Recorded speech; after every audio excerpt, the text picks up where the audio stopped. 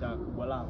Nina maswali kadhaa CEO uko tayari ya leo mnakuja kuja City kufanya show ya dance kweli?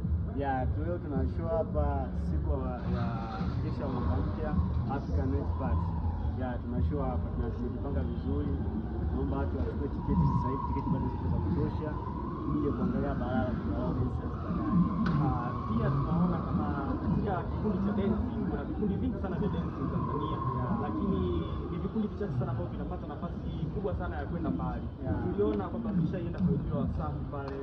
Wewe kwanza kama CEO hilo lilikuwaje? Kwa sababu najua sio kitu rahisi kwenda kuojiwa pale. Wewe kama CEO ilikuwaje?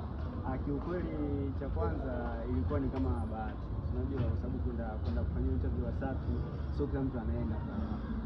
Timisi kutokana na kazi zetu tunazozifanya na kutokana na kitu ambacho tunakifanya ni tofauti na watu wengine, ndio maana ikapelekea hadi tukaenda kuitwa kutokana na kipaji ambacho tunacho. Ndio. Kwa hiyo kwenye usiku wa leo tutegemee nini, yani kama leo unatuahidi nini kama mashabiki zako? Usiku wa leo ni balaa zito. Kwanza kwenye kundi langu la Kubwa Lao dancers kuna Rozi Mwando mpya from Mbeya City. Huyo dogo ana balaa, anaitwa Dogo Tino.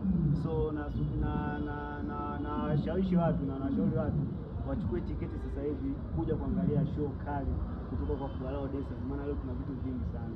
Tuna Dogo D Platinum, tuna Rozi Mwando, so unapangaje kukosa? Nikiwepo na mimi mwenyewe Frank Official. Wewe nilikuwa na mmoja wa Kubwa Lao dancers CEO amemaliza hapo, kwa hiyo chukueni tickets mapema ili tufike tutishe sana hapo na cheers.